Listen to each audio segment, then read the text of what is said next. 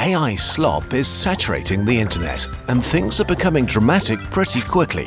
In an online world where money is made with attention, fake users spread their slop in review sections, generate fake traffic, or poison discourse. AI has supercharged this and made slop much harder to spot.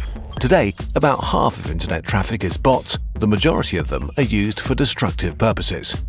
It's never been easier to make mediocre content, from the black hole of meaninglessness that is LinkedIn, low-effort short videos just engaging enough to hypnotize kids and fry their attention spans, to endless, soullessly rewritten books on Amazon.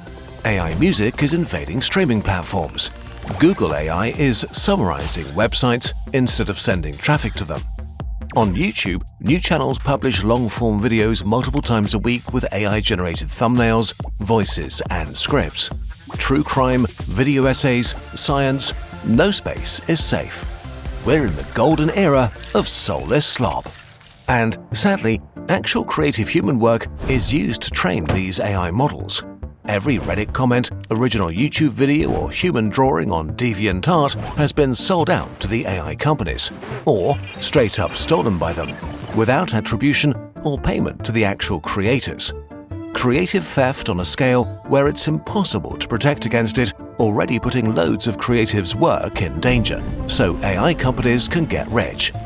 While this is sad and frustrating, what's even worse is that generative AI truly has the potential to break the internet irreversibly, by making it harder and harder to tell what's true.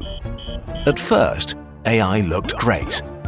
A Kurzgesagt script starts with basic research that's turned into a script and then fact-checked in depth by 2 to 3 people.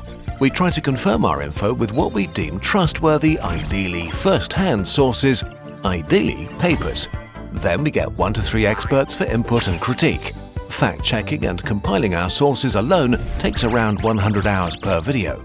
Of course, we make mistakes or oversimplify, and you can disagree with our conclusions. It's unavoidable. We're only human after all. But it is fair to say that our process is extensive, and after a decade, we know what we're doing. When AI appeared, we were very excited.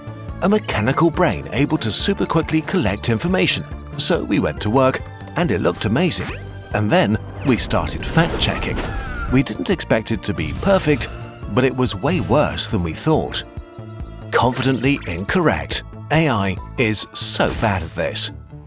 We'll summarize and generalize our experiences over multiple projects and months condensed into one fake project. A video about why brown dwarfs are the worst and should be ashamed of themselves. So, we got all the pro accounts of all the AI models and got to work, using deep research tools to create a summary and overview of all the information about the failed star's brown dwarfs. And wow, it was great! Dozens of pages of outlines with unique information nuggets and links to sources. Then, we started to look deeper. More than 80% of the info and factoids were pretty solid, and we could reconstruct where they were from: Wikipedia, papers, legit articles. What about the rest? It was great stuff, like the speed of brown dwarf superstorms, the nature of their insides, or how disappointed their mums are.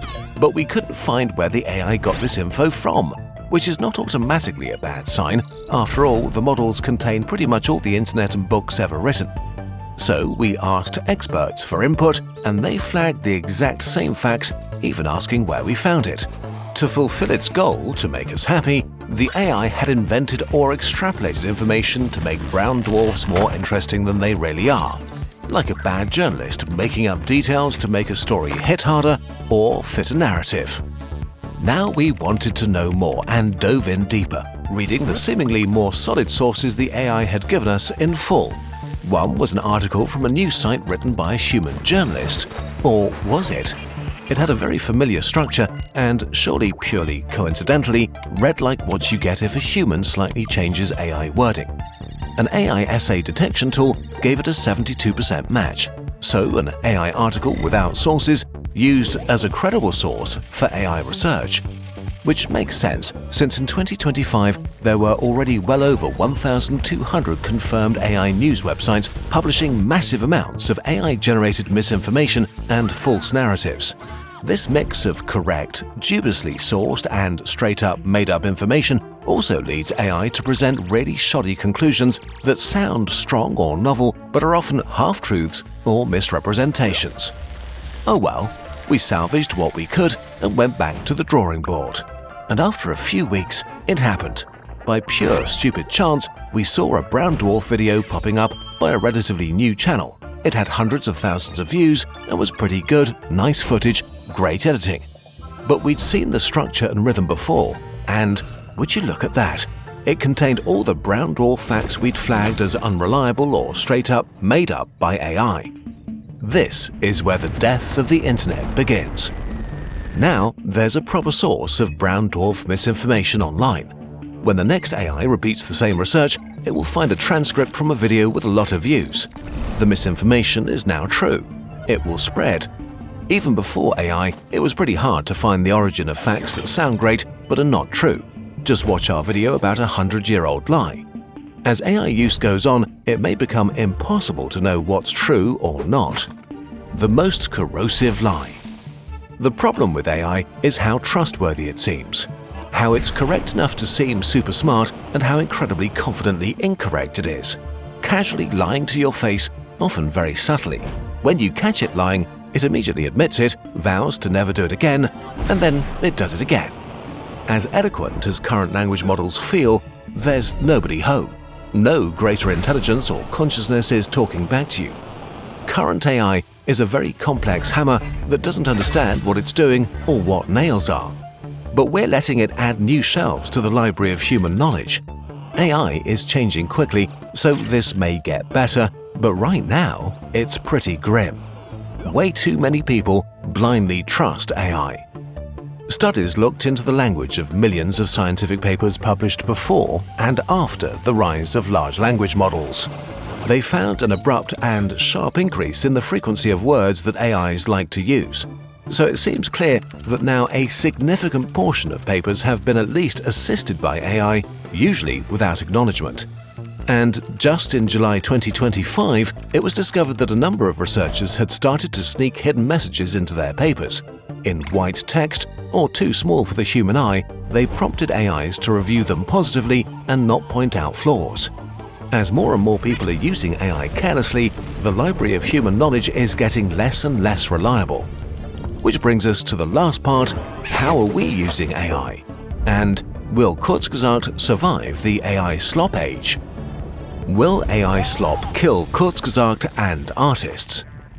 On the internet, there's only one truly valuable resource: human attention. If current trends continue, it's not that far-fetched that cheap slop content, stuff just good enough, will soak up the majority of human attention. It could make us dumber, less informed, our attention spans even worse, increase political divides, and make us neglect real human interaction.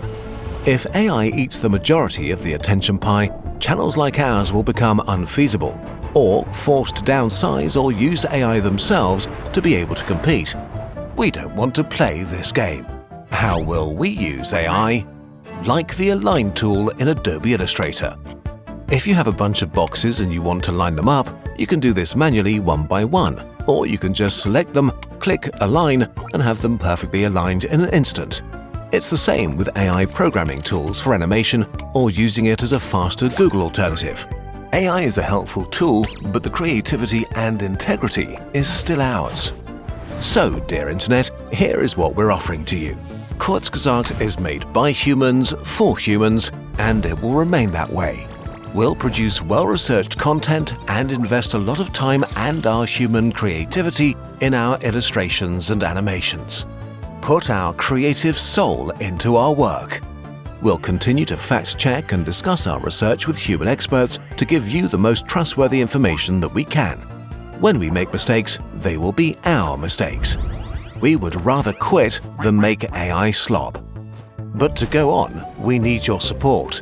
Kurzgesagt is almost 70 full-time people and a lot of freelancers on top. This is a lot of salaries, software licenses, laptops, rent, and coffee.